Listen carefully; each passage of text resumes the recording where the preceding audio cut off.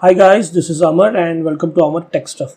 सो guys, ये है BGP का chapter number 1, BGP concept.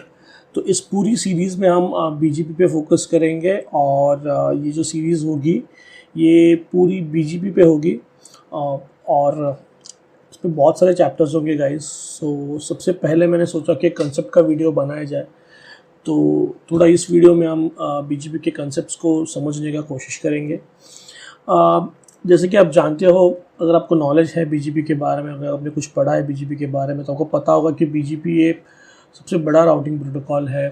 Vast routing protocol है, बहुत सारे कंसेप्ट्स हैं इसमें। इसकी थियरी बहुत बड़ी है, लैब्स में भी बहुत कुछ है करने से, आप प्रैक्टिस करते हो एग्ज़ाम्स के लिए तो भी। पहले तो गाइस एक अलग से पेपर हुआ करता था बीजीपी का। अभी जो फॉर्मेट है उससे भी पहले के पहले तो एक अलग से पेपर हुआ करता था, सर्विस प्रोवाइडर वाला। तो ये बीजीपी ये टॉपिक बहुत इम्पॉर्टेंट है उन लोगों के लिए जो सर्विस प्रोवाइडर में काम कर रहे हैं या फिर एग्ज़ाम दे रहे हैं राउटिंग स्विचिंग वाला, या फिर कोई बड़े एंटरप्राइज नेटवर्क में भी काम कर रहे हैं, तो वहाँ पे भी बीजीपी बहुत यूज़ होता है। तो ये बहुत ही कॉम्प्लेक्स राउटिंग प्रोटोकॉल है, इसीलिए इसे पढ़ते वक्त आपको बहुत पेशेंस रखना होगा, पेशेंस से पढ़ना होगा, धीरे धीरे पढ़ना होगा, और इसके कंसेप्ट्स आपको हमेशा क्लियर रखने होंगे। इस routing protocol that is BGP border gateway protocol को आप किसी और राउटिंग प्रोटोकॉल जैसे जो अदर राउटिंग प्रोटोकॉल से इंटीरियर गेटवे प्रोटोकॉल्स हम जैसे बोलते हैं, रिप, EIGRP, OSPF हो गया या ISIS हो गया, उनसे आप इनको कंपेयर नहीं कर सकते। इनसे आप कंपैरिजन में बीजीपी को नहीं पढ़ सकते। आपको बीजीपी पढ़ने के लिए आपको थोड़ा सा अलग प्रिपरेशन चाहिए होता है, और रिलेटिवली बहुत कॉम्प्लेक्स है, जैसे मैंने बताया ये सब राउटिंग प्रोटोकॉल्स है। बीजीपी के पास फ़्लो कंट्रोल है। फ़्लो कंट्रोल का मतलब मैं आपको बताऊंगा। बीजीपी में आप है ना, ये कुछ होता है, PBR बोलते हैं इसको, पॉलिसी बेस्ड राउटिंग, या आप यूज़ कर सकते हो, जिससे मैं कहूँगा कि बहुत ज़्यादा कंट्रोल आता है आपके पास। आप बहुत तरीके से ये राउट मैनिपुलेशन अचीव कर सकते हो बीजीपी में, जो जितने जितने अच्छी तरह से आप, मतलब आपको ज़्यादा कंट्रोल रहता है आपके पास बीजीपी के राउट्स के मैनिपुलेशन के लिए। आप पॉलिसी बेस्ड राउटिंग यूज़ कर सकते हो, जो आप दूसरे कोई राउटिंग प्रोटोकॉल में नहीं यूज़ कर सकते। और यहाँ पे मैंने कुछ डिफरेंस बताया यहाँ पे, कि ये एक डिफरेंस होता है कि बीजीपी की एक कैपेबिलिटी है कि ये ह्यूज राउटिंग टेबल को हैंडल कर सकता है। जब आपके डिवाइस में या आपकी रिक्वायरमेंट ऐसी है कि आपको लैक्स ऑफ राउट्स को हैंडल करवाना है राउटिंग प्रोटोकॉल को, तो बीजीपी ही वो कर सकता है। बाकी कोई आईजीपी उतनी कैपेसिटी नहीं है। अगर आप लैक्स ऑफ राउट्स किसी और आईजीपी को दे दोगे, तो वो, या किसी भी कोई और राउटिंग प्रोटोकॉल को दे दोगे, तो वो उतने लैक्स ऑफ राउट्स हैंडल करने की कैपेसिटी नहीं रखता, जो सिर्फ और सिर्फ बीजीपी में है।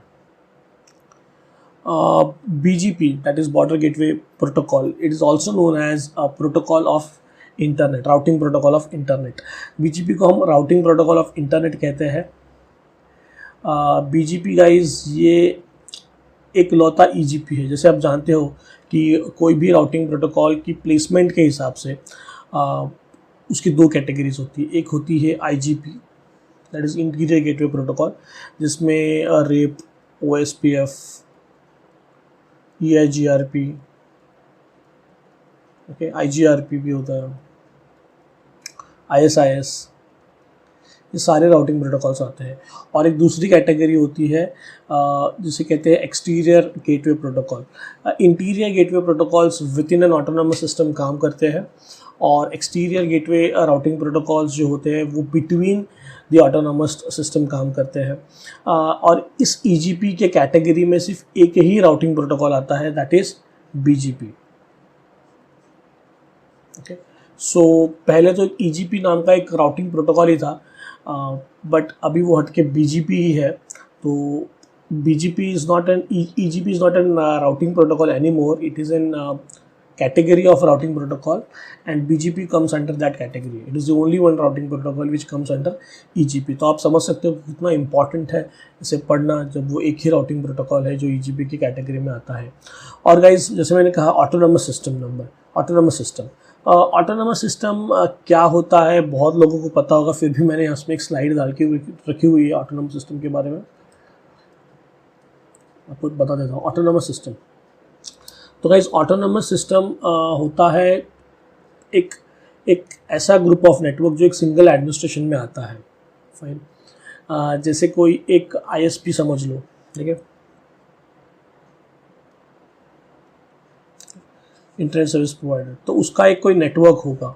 ओके, आप इंडिया की बात कर रहे हो तो इंडिया में उसका बहुत बड़ा नेटवर्क होगा, अलग अलग सिटीज़ में उसके नेटवर्क होंगे, उसका पूरा एक नेट होगा उसका, ठीक है। तो ये सभी डिवाइसेस, ओके, जैसे समझ लो ये ISP रिलायंस है तो इसका एक बहुत बड़ा नेटवर्क होगा, रिलायंस जियो समझ लो, तो इसका एक बहुत बड़ा नेटवर्क होगा। और ये सभी जो डिवाइसेस होंगे ये एक सिंगल एडमिनिस्ट्रेटिव कंट्रोल में आते हैं, और ये आप कह सकते हो कि एक सिंगल ऑटोनमस में आते हैं, ऑटोनमस सिस्टम में आते हैं, ठीक है। और इसे एक ऑटोनमस सिस्टम भी दिया गया होता है। So मैंने यहाँ पे लिखा है an AS can be internet service provider और large enterprise network organisation. IGP operates within AS, जैसे मैंने जो एग्जाम्पल्स बताया आपको, और EGP handles routing between AS and BGP is the only EGP।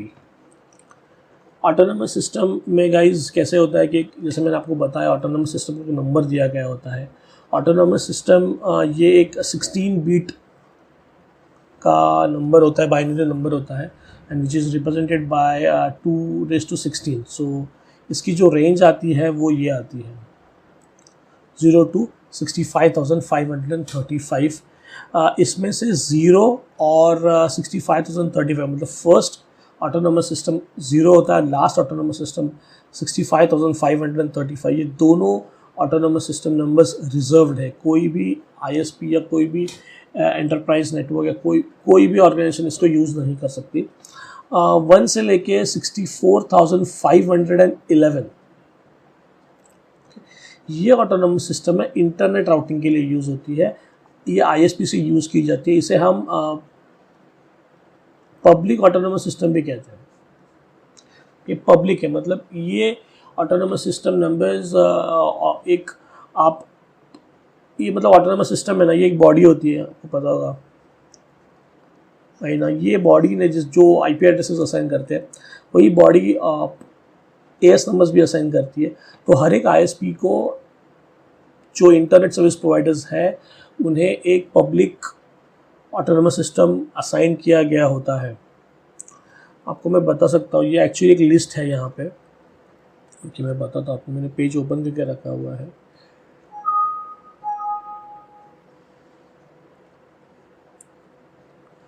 जैसे ये देखिए, ये एक पूरी एक लिस्ट है पब्लिक ऑटोनमस सिस्टम की, जिसमें अलग अलग ऑटोनमस आप देखोगे यहाँ पे, तो ये ऑटोनमस सिस्टम नंबर्स हैं यहाँ पे, ये पब्लिक ऑटोनमस सिस्टम है। जैसे अगर आप सर्च करते हो भारतीय एयरटेल का, तो ये देखिए ये भारतीय एयरटेल, तो भारतीय एयरटेल का ऑटोनमस सिस्टम है 9498। तो इसका मतलब भारतीय एयरटेल इस ऑर्गेनाइजेशन के, इस सर्विस प्रोवाइडर के जितने भी डिवाइसेस होंगे वो ऑटोनमस सिस्टम 9498 के मेंबर्स होंगे, ठीक है। इस तरह से ये पूरा आप देखोगे तो इसमें पूरे सारे ऑटोनमस सिस्टम्स हैं इसमें। ऐसे बहुत सारे वेबसाइट्स है, ये मैंने एक वेबसाइट मुझे बहुत अच्छी लगी, bgplookingclass.com, आप इसको रेफ़र कर सकते हो, ठीक है जी। तो ये होते हैं पब्लिक ऑटोनमस सिस्टम नंबर्स जो इंटरनेट सर्विस प्रोवाइडर्स के पास होते हैं, जो पब्लिकली बात करते हैं, जो पब्लिक कम्युनिकेशन या इंटरनेट कम्युनिकेशन के लिए यूज़ होते हैं। और कुछ ऑटोनमस सिस्टम होते हैं जो प्राइवेट ऑटोनमस सिस्टम होते हैं। मैं आपको बताऊंगा थोड़ी देर के बाद ये प्राइवेट ऑटोनमस सिस्टम्स कहाँ काम करते हैं। इनकी रेंज आप याद रखिएगा, 64,512 से लेके 65,534 तक होते हैं ये। इसको मैं आपको बताऊंगा थोड़ी देर में, आगे आएगा वो। तो हम बात कर रहे थे इस स्लाइड पे इस स्लाइड पे हम बात करें तो ये एक EGP है। BGP TCP पे काम करता है और ये TCP का प्रोटोकॉल 179 यूज़ करता है। खुद का ऐसा BGP का कोई ट्रांसपोर्ट लेयर का प्रोटोकॉल नहीं है। BGP actually runs on port number TCP port number 179। ये बहुत इंपॉर्टेंट है गाइस इंटरव्यू के पॉइंट ऑफ व्यू से भी कि ये पोर्ट नंबर याद रखना। ये ट्रांसपोर्ट लेयर के ऊपर TCP 179 के ऊपर काम करता है, इसलिए हम इस पर्टिकुलर राउटिंग प्रोटोकॉल को हम एक बहुत बुक्स में भी आपने देखा होगा कि बोल सकते हैं कि एप्लीकेशन लेयर पे काम करता है BGP। ओके, OSI मॉडल के एप्लीकेशन लेयर पे काम करता है। इंटरनेट गाइस, तो इंटरनेट बेसिकली क्या होता है? हमने ऑटोनोमस सिस्टम्स की बात की, सर्विस प्रोवाइडर्स के बारे में बात कर रहे थे, हम ISPs के बारे में बात कर रहे थे, that is internet service providers के बारे में बात कर रहे थे। तो इंटरनेट बेसिकली होता क्या है या इंटरनेट कैसे बना होता है, और ये ग्लोबल राउटिंग टेबल क्या होता है, दैट इज़ GRT बोलते हैं इसको। ये क्या होता है GRT? मैं आपको बताता हूँ कैसे गाइस कि internet is a network of network. बहुत सारे नेटवर्क्स एक दूसरे के साथ मिल के इंटरनेट बनता है। बहुत सारे सर्विस प्रोवाइडर्स हैं वर्ल्ड में। अगर मैं आपको कहना चाहूँ तो कितने सारे सर्विस प्रोवाइडर, मैं आपको एक ये वाला एक आर्टिकल दिखाता हूँ। इस पर देखिए, ये आर्टिकल 2016 का है, तो जिसमें अप्रॉक्सीमेटली यहाँ पे लिखा कि 55,000 there has been advertised by approximately 55,000 autonomous systems around the world. So इतने सारे ऑटोनोमस सिस्टम्स हैं, तो बहुत सारे ISPs हैं वर्ल्ड में, थाउजेंड्स में है।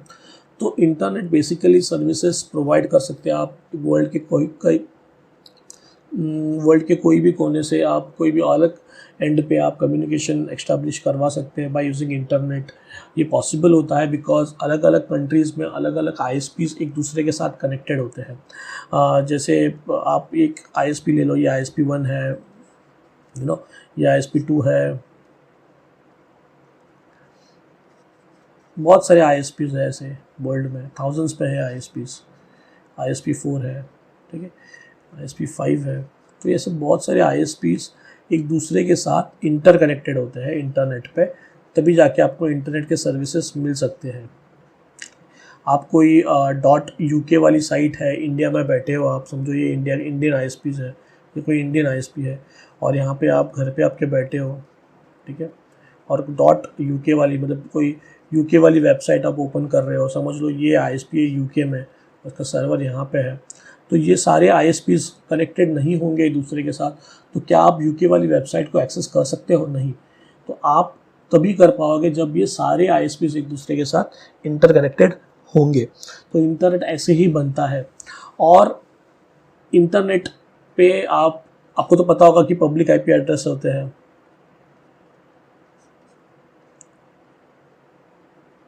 ओके, IPv4 के भी होते हैं, IPv6 में भी होते हैं। तो ये पब्लिक IP एड्रेसेस से ही हम ये कम्युनिकेशन पॉसिबल होता है। तो और एक टेबल होता है इसका, एक BGP का आप बोल सकते हो इंटरनेट का एक टेबल होता है, राउटिंग टेबल होता है, जो हर एक ISP के पास होता है, तभी जाके, बिकॉज ये जो इसमें जो होगा वो राउटिंग होती है और राउटिंग राउटर्स ही करते हैं। और राउटर्स कैसे करते हैं राउटिंग? तो बाय रेफरेंस हम राउटिंग टेबल। तो ये जो राउटिंग टेबल होता है इंटरनेट का, इसको हम बोलते हैं GRT, okay, that is global routing table. और ये ह्यूज इन साइज है, ये बहुत बड़ा टेबल होता है। देखिए यहाँ पे लिखा हुआ है कि the number of the prefixes in the global internet routing table is increasing at alarming rate. At the time of writing the global routing table consist of approximately 6,35,000 IPv4 prefixes और 33,000 IPv6 prefixes। तो इतने सारे routes, lakhs of routes इस global routing table में होते हैं। और जैसे मैंने आपको बताया था कि IBGP से हटकर होता है BGP, क्योंकि BGP में वो कैपेबिलिटी है कि वो ये लैक्स ऑफ राउट्स को हैंडल कर सकता है। और ये जो गाइस ये सर्विस प्रोवाइडर्स होते हैं, ये सर्विस प्रोवाइडर्स की कुछ कैटेगरीज होती है। Tier 1 सर्विस प्रोवाइडर जो मेजर सर्विस प्रोवाइडर होते हैं, Tier 2 service provider, Tier 3 service provider. मैं आपको बताता हूँ, ये बेसिकली ये डायग्राम मुझे मिला था विकी से, तो इस पर आप देखोगे कि कैसे होते हैं Tier 1 service provider, major service providers होते हैं। और ये टीयर 1 जो सर्विस प्रोवाइडर होते हैं, ये टीयर 1 सर्विस प्रोवाइडर किसी को पे नहीं करते, मतलब they almost have the entire, इनके पास एंटायर राउटिंग टेबल होता है, जैसे यहाँ पे लिखा होने की एंटायर राउटिंग, एंटायर इंटरनेट का टेबल इनके पास होता है IPv4 IPv6 का। ठीक है, ये मेजर ISPs होते हैं, जैसे कि AT&T was one of the first ISPs in the world. So AT&T है, अपना यहाँ पे इंडियन एक ISP है विच इज़ टाटा कम्युनिकेशंस, ये एक टीयर 1 देखिए इसका भी एक AS नंबर है यहाँ पे 6453, AT&T का 70118। तो ये सारे ISPs है जो मेजर ISPs है, जिनके पास almost entire they can reach entire internet IPv6 IPv4 IPv6 का राउटिंग टेबल। एंड ये कैसे होता है आर्किटेक्चर, इसमें है ना, ये टीयर 1 नेटवर्क होता है। टीयर 1 नेटवर्क में बेसिकली ये जो जितने भी टीयर 1 के ISPs हैं वो एक दूसरे के साथ कनेक्टेड होते हैं। जैसे टीयर 1 का एक ISP समझ लीजिए है ये, और टीयर 2 का एक ISP यहाँ पे एक है, ये टीयर 2 का ISP 2 है, तो ये एक दूसरे के साथ कनेक्टेड होते हैं। और ये जो कनेक्शन होते हैं इसको पियरिंग कहते हैं। मतलब अगर सेम ISP के साथ सेम टीयर लेवल के आप ISP कनेक्ट होते हैं तो उसको पियरिंग कहते हैं। और उसी के नीचे ये होते हैं टीयर 2 ISPs, जिन्हें काफ़ी सारी राउटिंग इन्फॉर्मेशन टीयर 1 से मिलती है, और ये अपलिंक बेसिकली अपलिंक लेते हैं टीयर 1 से, और ये टीयर 1 को पैसा देते हैं इसके लिए। ठीक है, इनको पे करना होता है टीयर 2 को टीयर 1 के लिए, और टीयर 2 भी एक दूसरे के साथ पियरिंग में होते हैं। सेम ISP सेम टीयर का ISP है तो पियरिंग, टीयर 2 टीयर 1 को कनेक्ट हो रहा है तो वो अपलिंक खरीदेगा, कुछ पे करेगा। टीयर 2 एक एग्रीमेंट में जाते हैं, पियरिंग में पेमेंट ये आप पे नहीं करते एक दूसरे को, बिकॉज वो पियरिंग होती है, कुछ राउट्स ये इन्हें देता है, कुछ राउट्स ये इन्हें देता है, पियरिंग होती है बाय यूजिंग सम IXP। मैंने यहाँ पे लिखा है देखो, IXP इंटरनेट एक्सचेंज प्रोवाइडर्स होते हैं, ये बेसिकली पियरिंग के लिए होते हैं बिटवीन टीयर 2। तो इसमें सिर्फ पियरिंग होती है। फिर उसके नीचे होते हैं ये आपके टीयर 3 के सर्विस प्रोवाइडर्स। टीयर 3 के सर्विस प्रोवाइडर्स बेसिकली आपके होम और वो सब ऑफिस में ज़्यादा करके टीयर 3 के आप लेते हो ISPs, और टीयर 3 के ISPs पे करते हैं टीयर 2 को, they'll pay to them, they'll take the uplinks।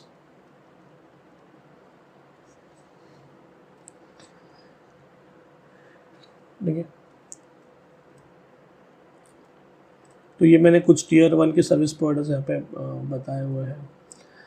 Tier 2 के सर्विस प्रोवाइडर्स ये कुछ है इसमें, टीयर 2 के service providers.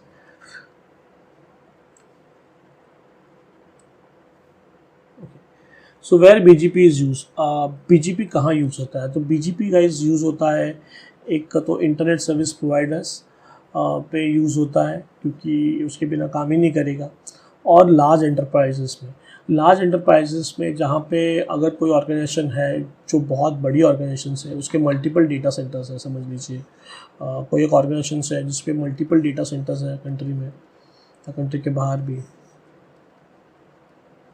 So multiple data centres हैं, और ये सब जो डेटा सेंटर्स है वो इंटरकनेक्टेड है।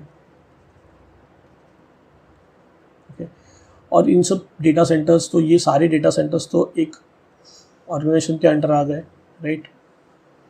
लेकिन प्रॉब्लम क्या है कि इसके राउट्स बहुत ज़्यादा है, मतलब अगर आप कोई IGP यूज़ करते हो इसके अंडर तो शायद से इसे हैंडल नहीं कर पाएगा, तो उसका राउटिंग टेबल बहुत ह्यूज है। तो वो केस में आप क्या कर सकते हो कि आप ऑर्गेनाइजेशन को, बहुत बड़ा ऑर्गेनाइजेशन है तो आप उसको डिवाइड कर सकते हो लोकेशन वाइज या कोई भी क्राइटेरिया के हिसाब से, और उन एक लोकेशन के हिसाब से आप उन डिवाइसेस को एक अलग ऑटोनोमस सिस्टम में डाल सकते हो। जैसे तुम जो 4 डेटा सेंटर्स है तो आपने 4 ऑटोनोमस सिस्टम्स बना दिए, सबको अलग अलग ऑटोनोमस सिस्टम में डाल दिया। और ये जो ऑटोनोमस सिस्टम्स होंगे ना गाइस, ये होंगे बिकॉज आप विद इन ऑर्गेनाइजेशन यूज़ कर रहे हो, तो आप यहाँ पे प्राइवेट ऑटोनोमस सिस्टम यूज़ करोगे। तो मैंने यहाँ पे आपको रेंज बताई थी, ये देखिए ये वाली रेंज। ओके, तो ये वाली रेंज आप यूज़ करके, वैसे 64,512 था, तो समझ लीजिए कि 64,600 वाली रेंज यूज़ कर दिया यहाँ पे।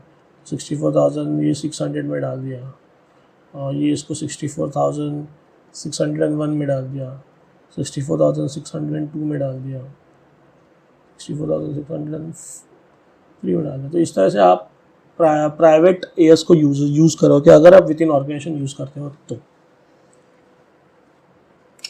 Why do I need IBGP? हमें IBGP की ज़रूरत क्या होती है?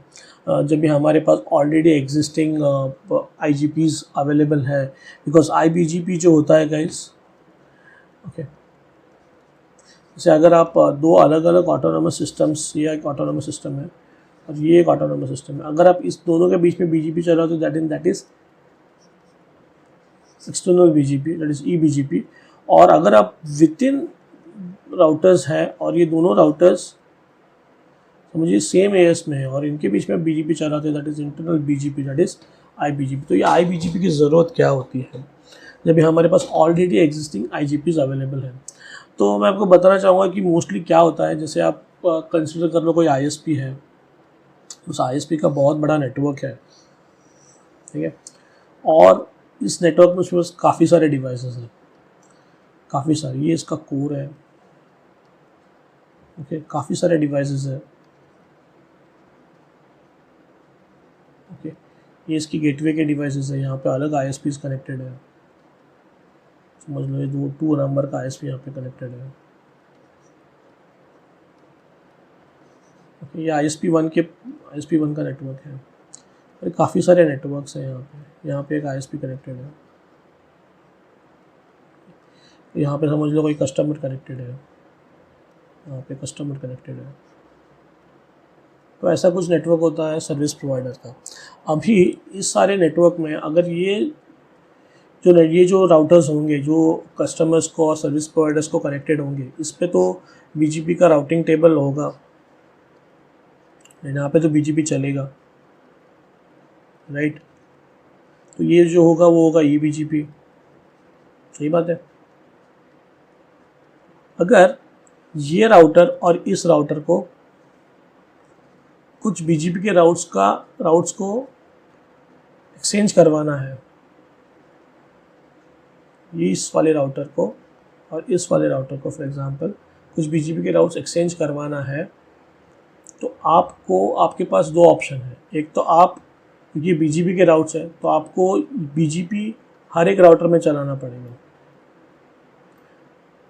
ठीक है। अगर आप और हर एक राउटर पर BGP नहीं चला सकते बिकॉज BGP का टेबल बहुत ह्यूज होता है, तो आपके पास उतने अच्छे राउटर्स भी होने चाहिए, बिकॉज BGP का इतना बड़ा टेबल होता है, तो आप हर एक राउटर में तो पॉसिबल नहीं है चलाना BGP। आप करोगे क्या कि इंटरनली नेटवर्क पे आपको एक IGP चला दोगे, जैसे मान लो OSPF चला दिया, जिससे इस राउटर की और इस राउटर की कनेक्टिविटी एस्टैब्लिश हो जाएगी, और आप IBGP नेबरशिप फॉर्म कर दोगे इन दोनों के बीच में, बिकॉज IBGP नेबरिंग फॉर्म कर दोगे तो इससे जो BGP के राउट्स यहाँ पे है और BGP के राउट्स यहाँ पे है वो एक दूसरे के साथ एक्सचेंज कर पाएंगे। IBGP की एक स्पेशलिटी होती है कि आप IBGP को इनडायरेक्टली कनेक्टेड राउटर्स पर नेबरशिप बनवा सकते हो। यह IBGP एक स्पेशलिटी है, इसके लिए हम IBGP यूज़ करते हैं, ठीक है। अगर आप देखोगे ना गाइस, तो IBGP के राउट्स जो होते हैं ना उसकी AD वैल्यू भी 200 होती है, मतलब बहुत ज़्यादा AD वैल्यू है, मतलब कम ट्रस्टेड है, हम ऐसा बोलते हैं इसको, ये कम ट्रस्टेड है। क्यों कम ट्रस्टेड है? बिकॉज जैसे मैंने कहा कि IBGP can run on indirectly connected routers and depends upon other IGPs, कुछ अदर IPs, जैसे ये हमने यहाँ पे बात किया, ये एक राउटर था और ये एक राउटर था, तो ये 2 राउटर्स के बीच में जो लेयर 3 की कनेक्टिविटी प्रोवाइड कर रहा है वो तो कोई अलग IGP है, तो इसकी डिपेंडेंसी है अलग IGP पे। इसीलिए इसका एडी, इसका ट्रस्टनेस कम है और इसकी एडी वैल्यू 200 है, लेकिन इसका इंपॉर्टेंस बहुत ज़्यादा है IBGP का। ओके, वेरएस EBGP नेबर्स जो होते हैं वो डायरेक्टली कनेक्टेड होते हैं।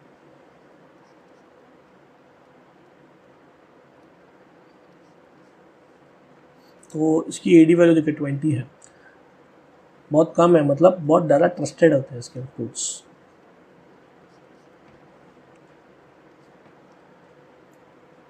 और BGP is the slowest routing protocol.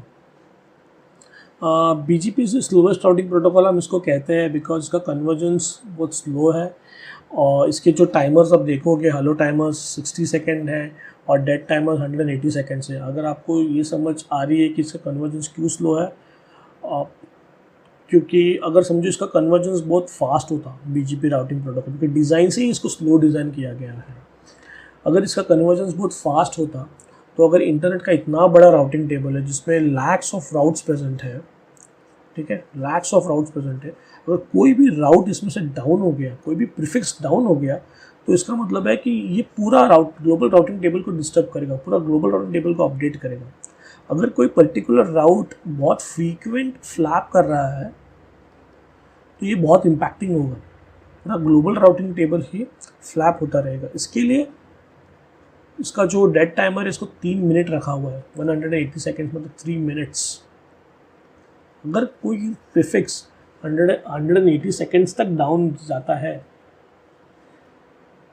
तभी उसकी एंट्री निकलती है ग्लोबल राउटिंग टेबल से। और जो हेलो टाइमर्स है, देखिए हेलो टाइमर्स होते हैं 60 सेकेंड्स दैट इज़ 1 मिनट और डेड टाइमर्स होते हैं उसकी 3 टाइम्स दैट इज़ 180 सेकेंड्स। सो ये एक इंटरव्यू क्वेश्चन भी है कि BGP के टाइमर्स क्या होते हैं, तो ऑलवेज रिमेंबर हेलो टाइमर्स होता है 1 minute and dead timers is 3 time of that is 3 minutes.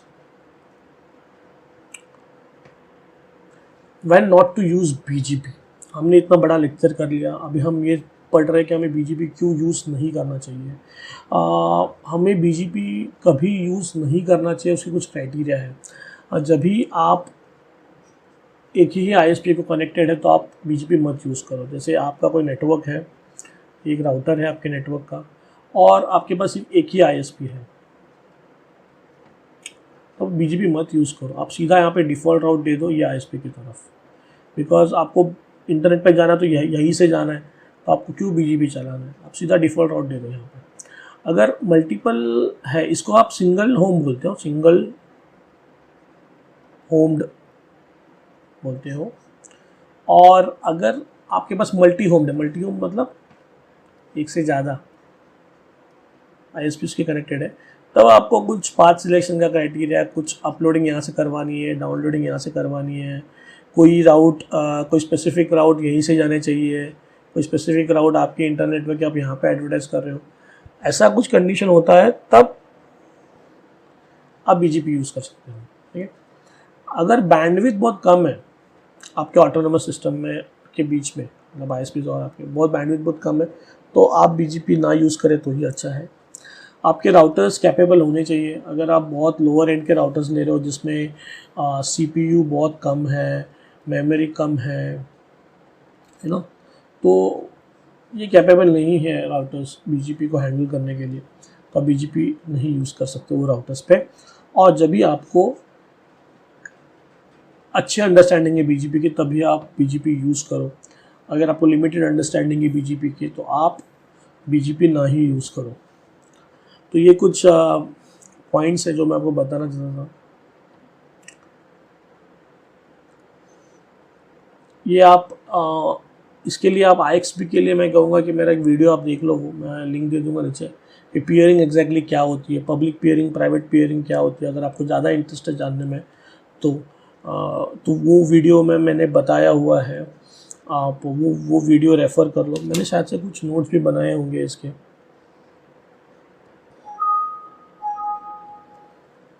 आपको बता देता हूँ। ये मेरा एक ब्लॉग है, ठीक है, ये ब्लॉग में भी आपको काफ़ी सारे मेरे नोट्स BGP के मिल जाएंगे। जैसे हमने अभी ये वाला किया कंसेप्ट, तो ये इसके सारे नोट्स हैं यहाँ पे। बीजीपी पियरिंग पे देखिए, एक मैंने एक ब्लॉग भी लिखा हुआ, इसकी भी लिंक मैं दे दूंगा आपको, इसकी वीडियो की लिंक भी दे दूंगा। बीजीपी पब्लिक और प्राइवेट पियरिंग क्या होता है। देखिए ये एक टियर 1 सर्विस प्रोवाइडर है और ये एक, जैसे मैंने यहाँ पे बताया, ये टियर 2 समझो सर्विस प्रोवाइडर है। तो इन दोनों के बीच में हम लोग ने एक पियरिंग करवाई है। अब ये वाला ब्लॉग मेरा रेफ़र कर सकते हो। सो शायद से पूरी स्लाइड्स ख़त्म हो गई है गाइस। इस बेसिकली इस सीरीज़ में आपको सारे लैब बेस्ड आपको मिलेंगे। ये सीरीज़ बीजीपी में सारी वीडियोस देख सकते हो और इतने स्लाइड्स थे इस पर। तो गाइज़ मैं ये वीडियो यहीं पे रोक रहा हूँ। अगले वीडियोस में मिलेंगे, उसमें हम ताबड़तोड़ बहुत सारी प्रैक्टिकल्स करेंगे, बीजीपी का बिहेवियर देखेंगे, अलग अलग चीज़ों के बारे में, बीजीपी के एट्रीब्यूट्स, बीजीपी का टेबल क्या होता है, ये सारी चीज़ें देखेंगे। और बहुत एक्साइटिंग है ये, मैं कह रहा हूँ, ये बीजीपी बहुत वास्ट टॉपिक है, आपको धीरे धीरे सब पढ़ना होगा। तो गाइस यहीं पे रुक रहा हूँ मैं। आप मेरे चैनल अमर टेक स्टफ को ज़रूर सब्सक्राइब करिएगा, अगली वीडियोस के अपडेट्स आपको मिलते जाएंगे। तो do please subscribe my channel Amar tech stuff. And आपको कैसा लगा videos, please give likes and feedback on my videos, share करिए आपके दोस्तों के साथ। तो मिलते हैं अगले वीडियो में गाइस, तब तक के लिए जय हिंद।